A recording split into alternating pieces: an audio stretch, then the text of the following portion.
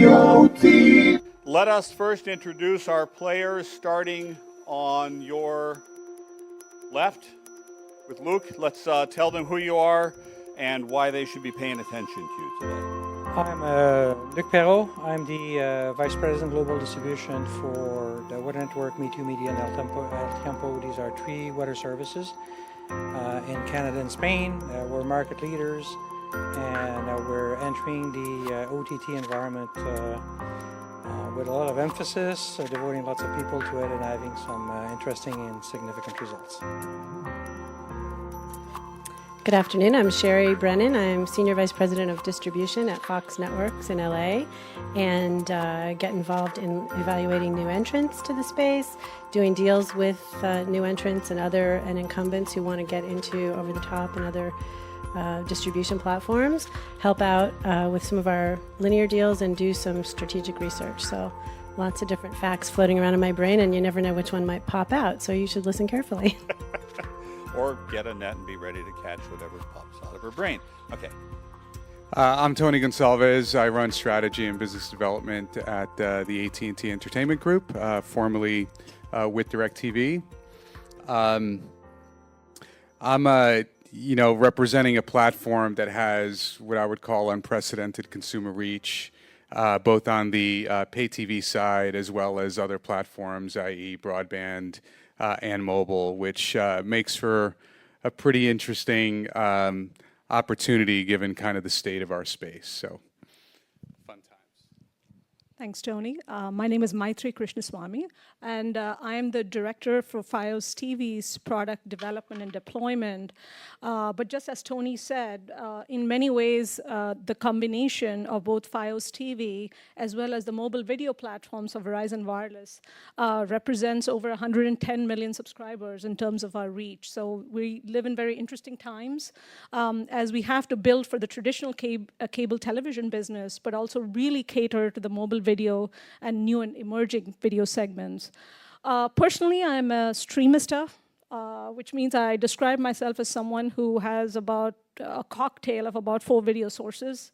I've pretty much cut the cord. I watch most of my content on tablets and smartphones. The only time I really ever watch live TV is when I'm at work trying to look at a new channel or an interface.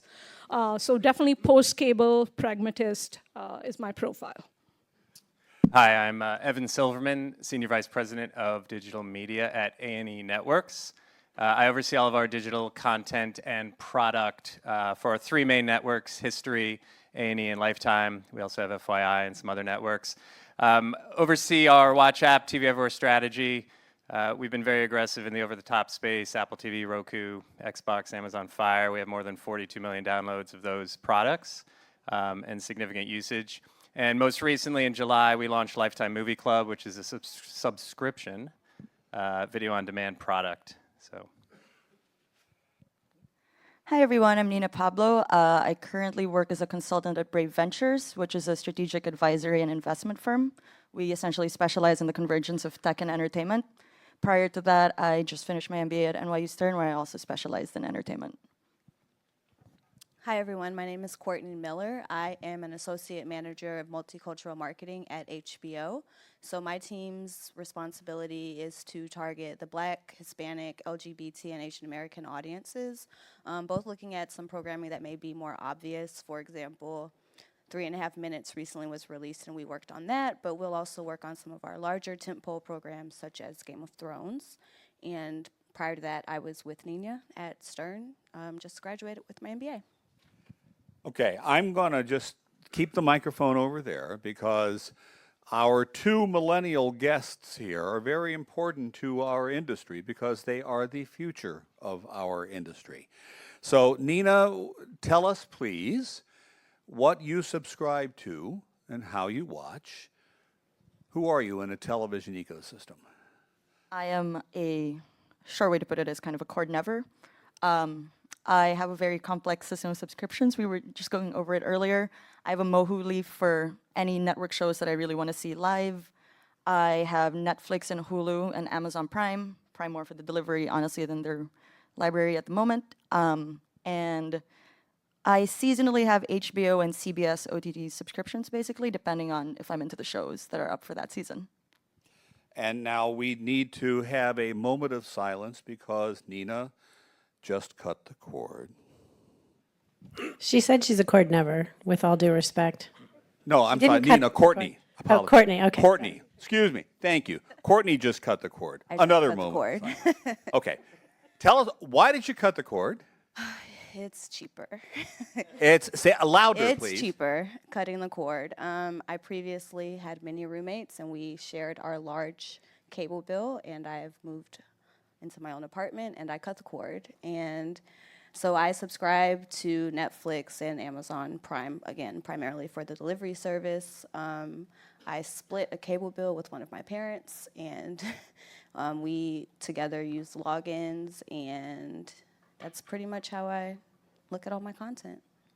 Okay, now, to our primary panelists, we are all traditional television companies and television professionals, but the world is changing pretty dramatically with over-the-top delivery and TV everywhere delivery of our content. Evan, how has the over-the-top environment or opportunity in the last couple of years, how's that changed your business model at A&E Networks? So I'm not sure that it's changed our business model. We've just basically been at it for about 3 years. We launched our first TV Everywhere app in December of 2012. It was authenticated by Comcast, although we have always been aggressive about putting as much content in front of the wall as contractually allowed. But I think we've always been a big believer in like I said, what we call over-the-top platforms, Roku, Apple TV. About 40% of our digital video views are occurring in those platforms now. We're at about 35% mobile, and the rest is desktop. So, and it just continues to grow. We had our best month ever on those over-the-top platforms. So it is a ad-supported model. Those are free apps, as I'm sure you guys know. Authentication, verifying your TV subscription to watch more episodes, but you can still have a great experience even if you don't log in with your TV provider's credentials. Maitri, how does, first of all, explain what your over-the-top service is and what that name means, and how does that fit into your overall plan? I think in Verizon, our philosophy is that we're definitely here to strengthen our TV business, but at the same time, we are definitely positioning ourselves very clearly for the over-the-top future. And if you really think, and we really like to target our services based on kind of what we see as the emerging video viewing behaviors. And folks like Nina kind of represent that new segment, right? That's the segment that says, video's too expensive. I want a great video service with decent quality, but I don't want to pay anything for it. I have too many sources, but why can't I get it from one source, right? These are the type of challenges, or why can't I get access to my favorite TV shows? There's just too many channels on cable television.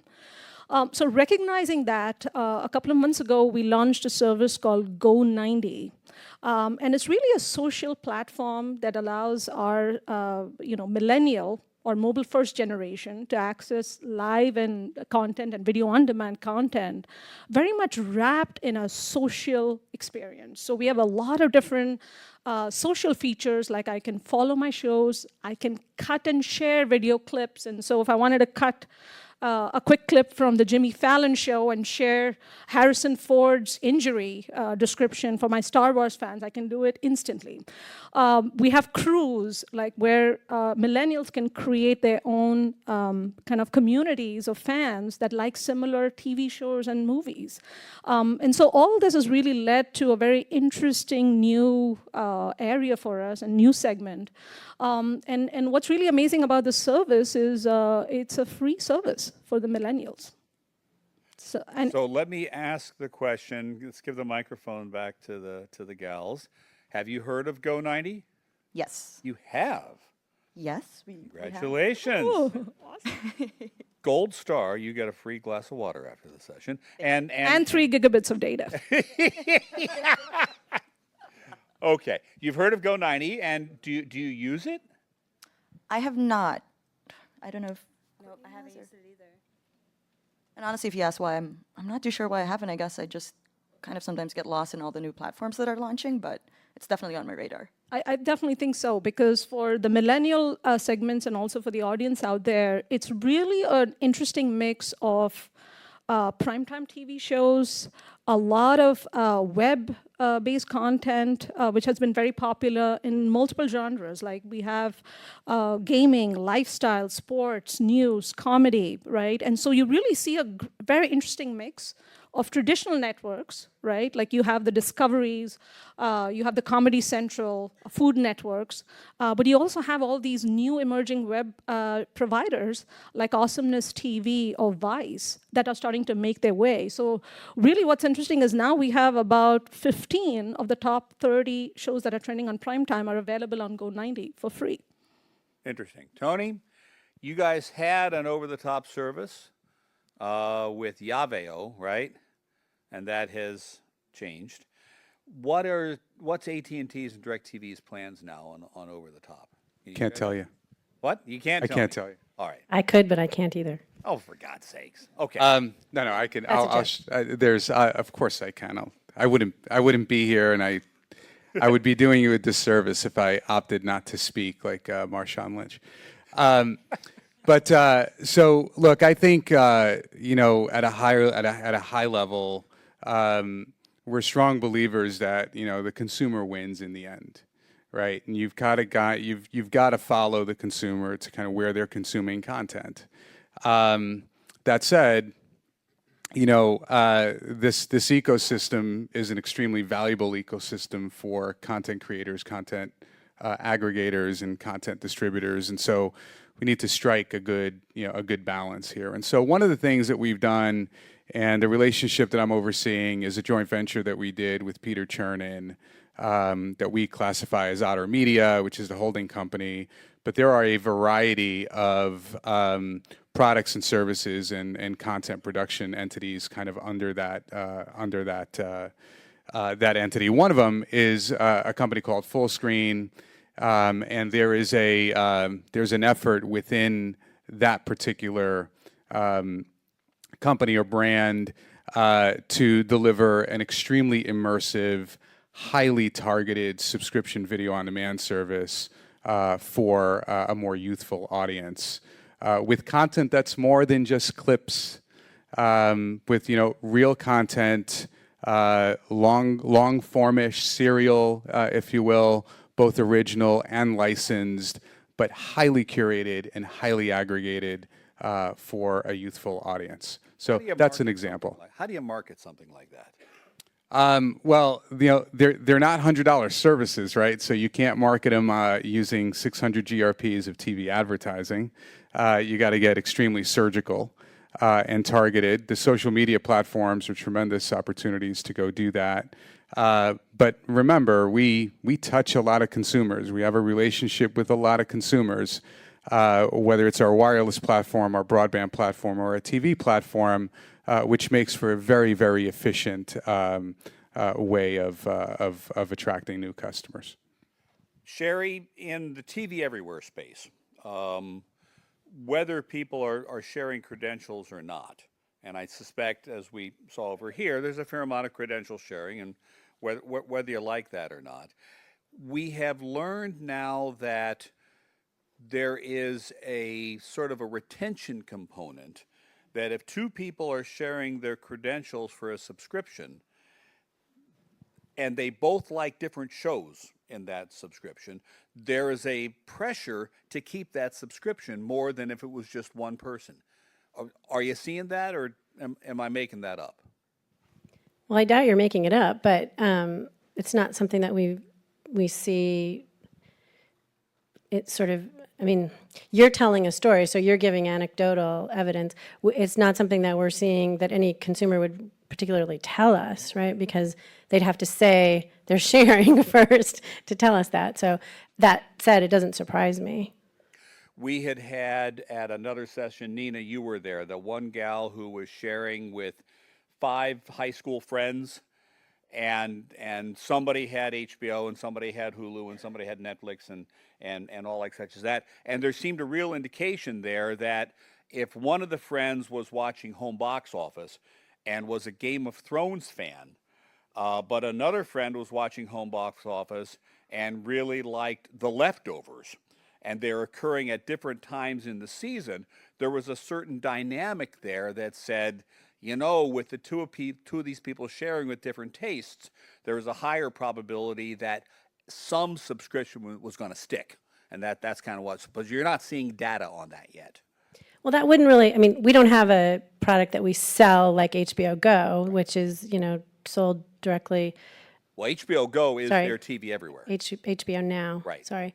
Our TV Everywhere products are connected with our linear networks, and so you have a pay TV subscription in the aggregate. We certainly know that the pay TV bundle is a great value the more people you have in your household. Okay. Right? Because you've got varied interests across different people. So, obviously somebody might be watching ESPN's TV Everywhere product, and somebody else might be watching FX's, and somebody else might be watching HBO's in the house. So that keeps the bundle sticky. Well, okay, so is there that's the good word. Is there a positive indication that says that the greater the use of TV Everywhere, the higher the likelihood of keeping the service from which that emanated? Yeah, I'm sure there is, but I guess I think you're getting a little arcane. And what I would urge everybody to focus on is the internet is just another technology.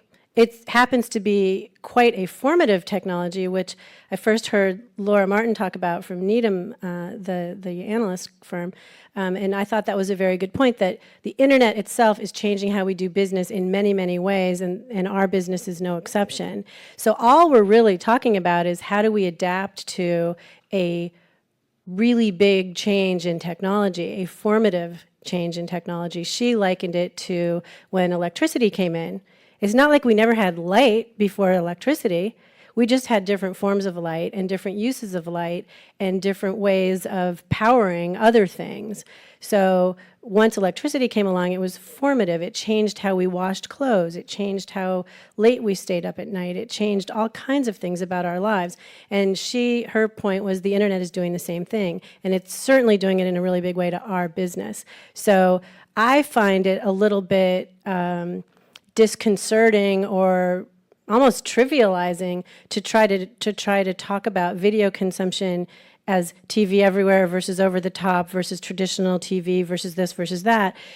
What we really need to focus on is how do we get the most people possible to pay us to watch content so that we can all keep affording to live in the houses we live in and take the vacations we take. And we don't have to get jobs making paper clips or something, right? Okay. So that's my point of view on it. That's awesome. Luke, you are coming into the United States from Canada. You have over the top, you have Android products, you have a linear product. How did you make that decision to come to the U.S. with all that? Well, I mean, it comes kind of as natural as to the evolution of our company. When we started in 1988, we were 100% TV. When we launched our website in 1997, digital has no borders. So we started having users in the US in the late 1990s. And then the year 2000 came up, and then we're early adopters of mobile apps and early adopters of mobile video. This also has no borders. So, I mean, the base grew in the US naturally. And if we look at how our clientele evolved in Canada, we were 100% TV, now we're 32% TV, 32% web, and 32% mobile. But what is key is the engagement. Because there's 35 million Canadians, we reach 20 million unduplicated, we reach 32 million duplicated.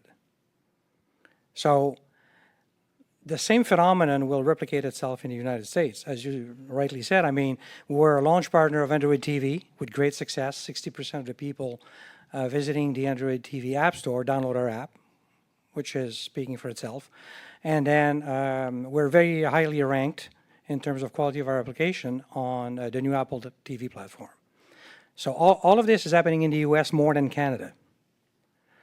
And we're going to make our app channels available also on the digital platforms of some partners like Roku, Freecast, and others for the U.S. market. On a different aspect, although, because we don't believe in the one-size-fits-all type of thing. We'll be forecasting for the 30 largest DMAs in the U.S. because we will learn from experience that the more local you are, obviously, the better your product is. So we're embracing this change, which is disruptive, with open arms, because it will bring new business opportunities with programmatic ad sales and dynamic ad insertion and so on and so forth. All right, thank you. Evan, do we have too much to watch on TV right now? Are the consumers just getting buried by all this crap? Excuse me, all this fabulous programming. And the truth comes out. I'm not sure that I don't know the answer to that question, and I'm not sure that it's necessarily relevant. I think I side a little bit with Sherry here. Sometimes we have a tendency to make this way too complicated. We talk about millennials like they're aliens or something, and we can't understand their behavior. It's about producing good shows, high-quality premium video, right? It's about friendly user interfaces that, people like to use. It's about having the rights to all of this content. Our traditional industry, I think, has suffered, and TV everywhere has suffered, because many of the episodes that people want to watch are not available in those environments. So it's about rights. And then, look, it's an extremely much more competitive environment. But at the end of the day, you got to produce quality content, and you need to distribute it on these platforms. It's not quite, I think, as complicated as sometimes we like to make it out to be. Tony, do you think that whether it's you or somebody else, as the gals here on the end have 5 services, 7 services, 10 services that they subscribe to, does it all kind of re-aggregate at some point in time? Does somebody come in and say, we can handle that, give you one bill and a program guide, or just a different form? Look, I would ask them if that's necessary for the services that they're buying. I will tell you that if the average consumer, I'll give you an opinion, if the average consumer watches 17 channels, going to 17 unique apps on a device can get cumbersome. So I believe that there's value in aggregation and curation. I should believe in that because that's what we do.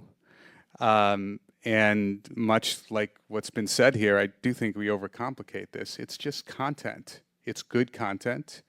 We've got to be able to get consumers to the content that they desire on the platform that they desire when they desired it. As a legacy industry, to the point that Evan made, we have collectively done a pretty poor job aggregating all of this content in one place. We've got to start doing that and making it easy for consumers to access it. So, whether, I think your question is there room for an aggregator of individual SVOD services? My answer is, the answer is we should be aggregating the content. And if it happens to be through these services, great. But, we're happy to provide all of this content to whomever wants to subscribe to it, and we should. The interesting thing is, if you go with your 17 services channels, a year ago I was talking about a kitchen table that had 5 services and it confused people. Last week John Malone popped that up to 27 services that would confuse people.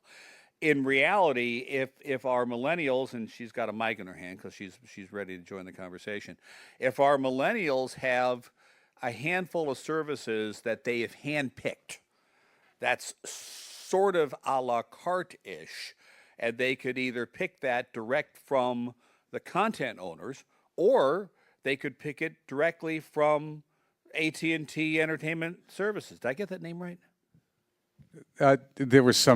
AT&T Entertainment Group. Excuse me. Yeah, it's all good. We'll all get it right. It's the Entertainment Services it's been was the 4 name months. yesterday. Yeah, so look, I'm actually not going to answer the question because I don't know the answer.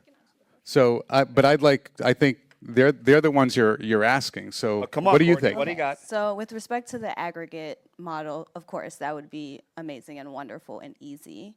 But I would say one option that is appealing that I did think about is the smaller bundles that are coming out. For example, Time Warner Cable just did the small bundle promotion along with a free Roku in New York. And I put a lot of thought into this actually because I was about to purchase a Roku, and they have sizable models. You can get the 10 channels for, I think it was $20, and then you can get the 15 along with HBO and Stars, I think, for $50. And so I literally did the math. I do want to kind of, I don't want to echo this, that Yeah. on the Verizon Fios side, we recognized, and we call this segment the sort of not the cord cutters, but we call them the adventurous video enthusiasts, right? These are the guys who have 4 to 6 sources, are very frustrated with too many channels to watch. And so earlier this year in January, we introduced the concept of the skinny bundle.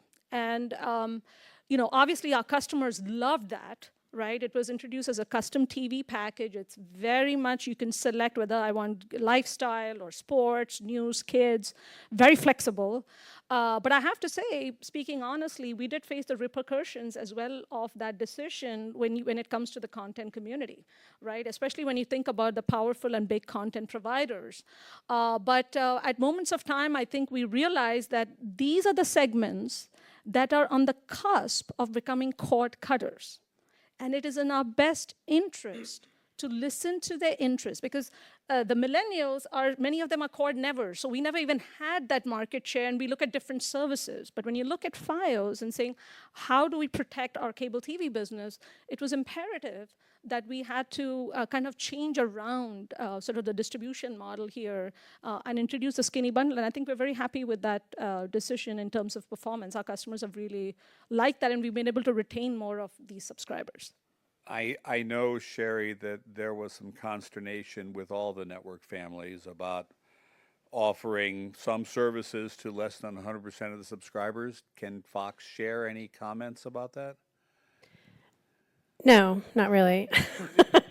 I mean, that's fine. I mean, I get it. I mean, we all get Yeah, it. look, the business model for much of our content is based on broad distribution, and our contractual relationships with our MVPD partners reflects that, as it does with Verizon and many others. And they can do whatever they need to do within the flexibility offered by their contracts, and they have, and that's within their right to do. That's fine. So that's fine. But I do have a question for these ladies at the end, if you don't mind.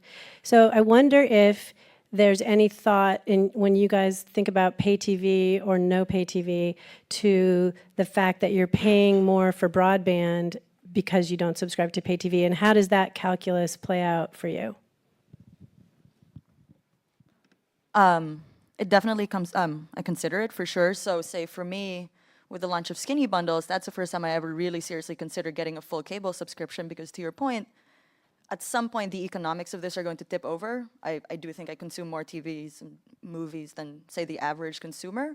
But I think to me, I'm just basically monitoring how these packages look. And I think for me personally, it might be a matter of time before I go get the full package. But for now, in general, it is still a little too expensive for me. I agree with that, and I think one of the other concerns, again, I keep talking about the Time Warner option because that was the one that I looked most closely at, was the fact that the pricing is not guaranteed, right? It's a promotion, and we have this opportunity, but we're not sure for how long you can pay this $20 for these few channels, and especially if it does gain popularity, then is it worth it to subscribe to this as opposed to paying a one-time fee for the Roku and paying for the internet as opposed to a potential for increased pricing? Actually, just a quick add-on. Courtney did raise a really good point that I usually consider is canceling or temporarily holding a subscription for a full cable package is a little bit of a nightmare versus, say, a Netflix or a Hulu. If it's off-season, I could easily kind of turn it off for the summer season if I'm not watching anything, and I think that is actually one of the biggest things that stops me, as if in June, July, August, I don't need it. I don't really feel like paying that much for it. So now, on the skinny basic, our CRTC in Canada, which is the equivalent of your FCC, had a year-long process of hearings, and very public. I mean, they were televised, actually. And Canadians were invited to Skype in and give their opinion. All of this went on the record. And the final decision came up this September, and Skinny Basic is going to be regulated around $20-some. And then from Skinny Basic, you can go a la carte, or you can buy packages. And through all this discussion now, surveys are being performed in the market because this is kicking in April 2016. And we've got a vast majority, like over 80% of the population saying, I'm okay with the package I've got. So But they're happy to know they have the option? that's it. Is that kinda The what it option is? is there, but I'm happy with the package I've got. And or if there's an expanded basic, I'll go for this. So there's not a big rush to the a la carte thing. We're a basic service. I mean, we're actually a mandatory service, so we are into 100% of the households. So, I mean, it's a concern to us. But looking at the consumer reaction, I think there's a large buffer zone in there, actually. And there's a lot of price elasticity still in our market because our cable bills are lower than the U.S. And I think we may have a few more years ahead of us as a country before we face the type of cord cutting that you're facing. Another important factor, we have two languages in Canada. We see cord cutting in the English market. This year, the level is about 1.4%. The French market is growing. The MPVDs in Quebec are growing because the offer over the top is not there. So those are interesting facts, I mean, when you look at a specific market. Tony? So, Rick, we're just going to take over your panel, and we're going to That's completely interview fine. Go. and let's not call them millennials, our young members. Aliens. So, aliens. Our young professionals who are, in fact, the future of our industry in both Amen. cases. That's right. Thank you, Lee. So, you look at the skinny bundles. So, two questions. One, when you actually evaluate them, is the content that's being offered for those lower prices sufficient in your mind? And second, which I guess would just be sort of a carry-on to that, does it cause you to temporarily suspend one of your subscription VOD services?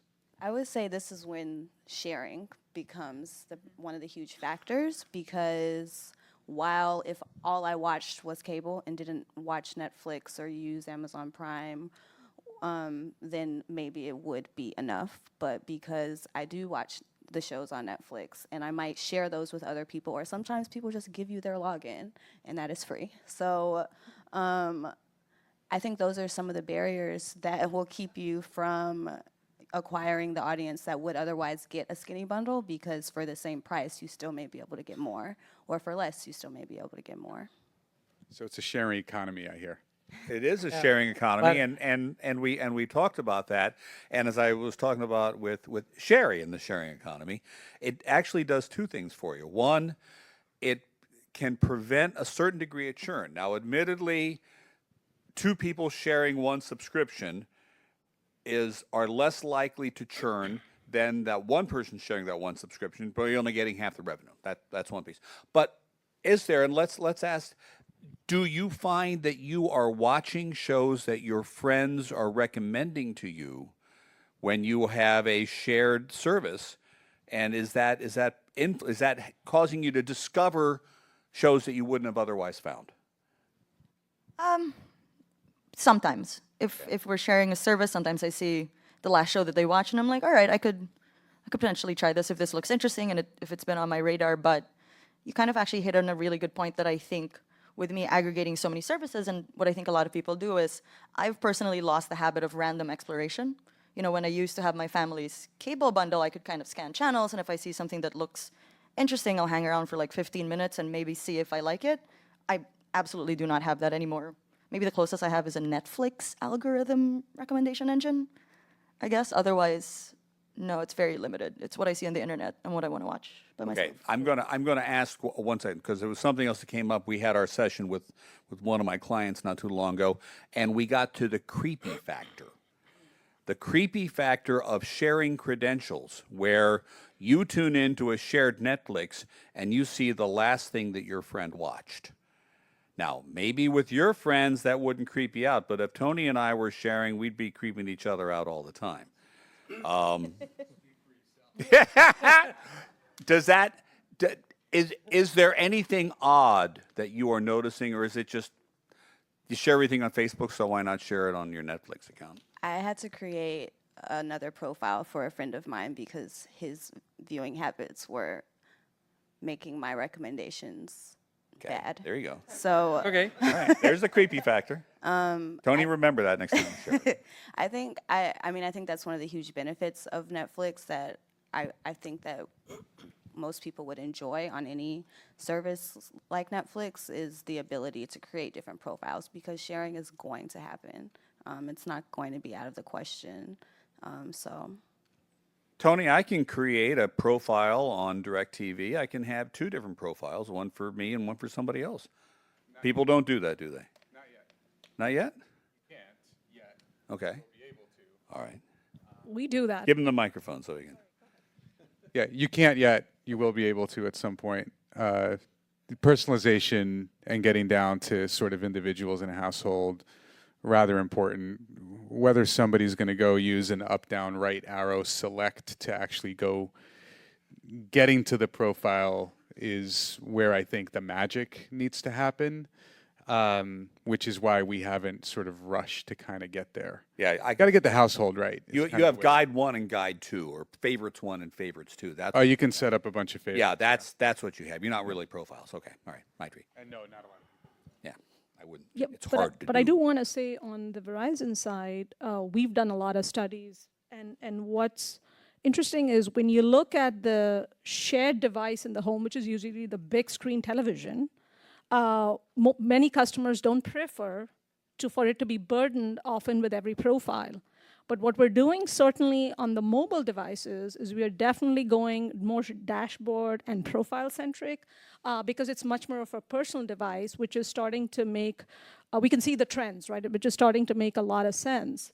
And we've taken it a step further for Go 90 to prevent the creepy factor is upfront when you go in and sign up for the television, we ask you to talk about your content interest, select your content categories, personalize your profile so that you have the best experience when you start out. So it's very transparent as opposed to it being something like Netflix recommends 80% of the content they want you to watch.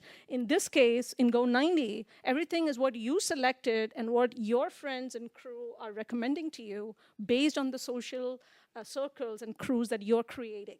So it just changes the whole ball game here because we're making sure that we satisfy the need of this young audience, but at the same time, really helping them understand why and who's recommending and why, right? So that's what we're doing. But isn't the fact that it's free make that a whole lot easier, right? They don't have to share anymore because they can all have their own free account, right? Well said, Tony. And that's exactly what we did, right? We did the analysis and said there's going to be sharing, and we are making our revenues talking the trade. We're making our revenues through data usage. We're making our revenues through targeted, relevant ads, and this segment is completely willing to accept and embrace that if something's free, I'm going to get an ad, and I'm willing to accept that discomfort, but I love the content. And we're basically making revenues through that mobile ad insertion. So it's really what we've done is we've hedged against that issue of the shared economy and created dual revenue streams that continue to give us positive ROI on OTT. All right. Evan, when you created Lifetime Movie Club. Club, all right, why was that the first over-the-top service you brought out? You could have done the Bates Motel Club. Why'd you do Lifetime Movie Club? So Lifetime movie fans are extremely passionate.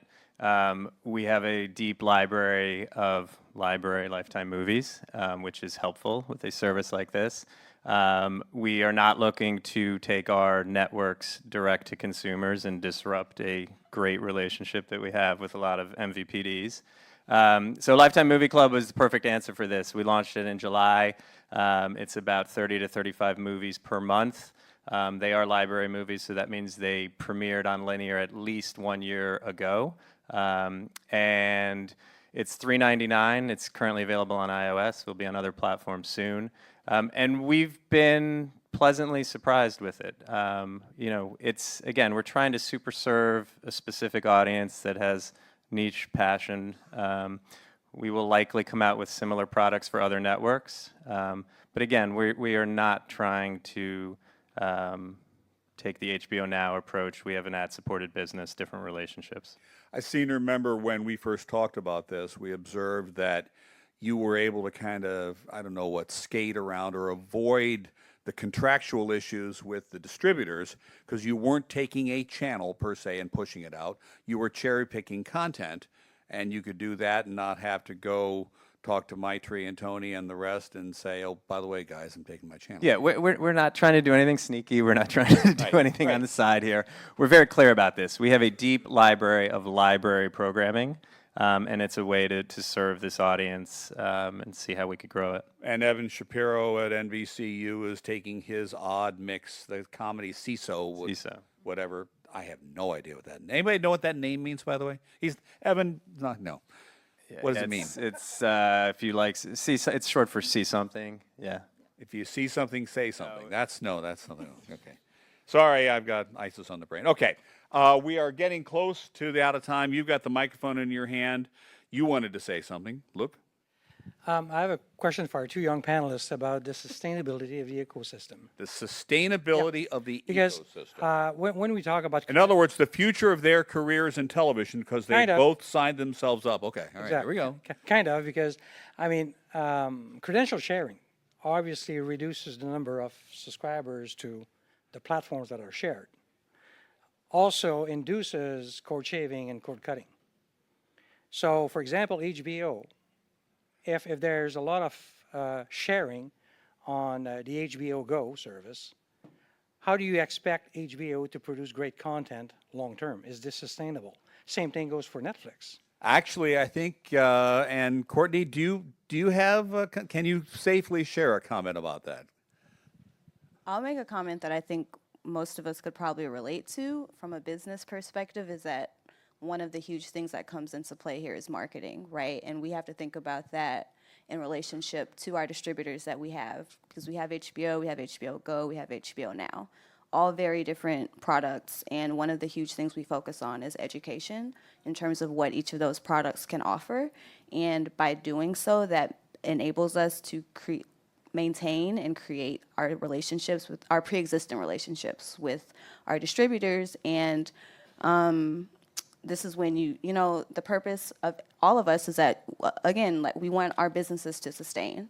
So we don't want to cannibalize the audiences that we already have on HBO, but make sure we catch the cord cutters, such as myself, as they may leave. And that's a time when these products, as well as marketing, can come into play in order to maintain those audiences.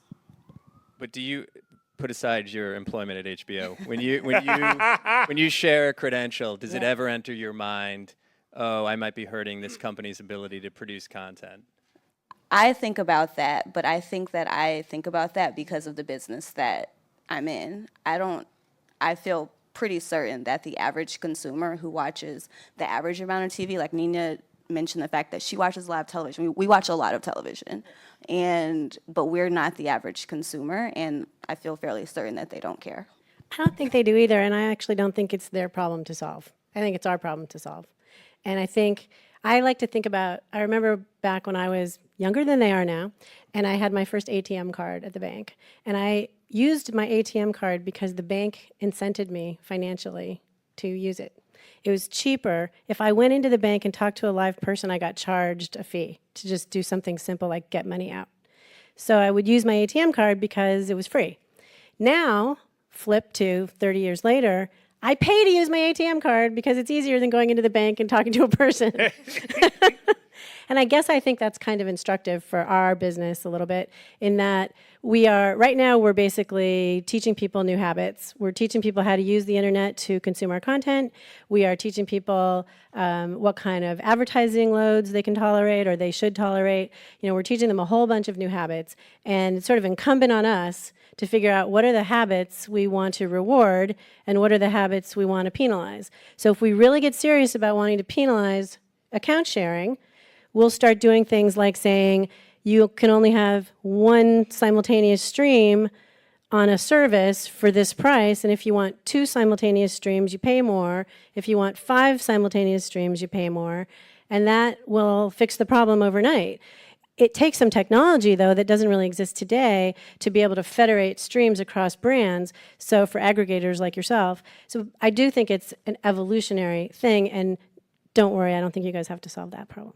The one thing that we did notice, and we got to wrap up here, is that we saw that HBO didn't really care about credential sharing on HBO Go.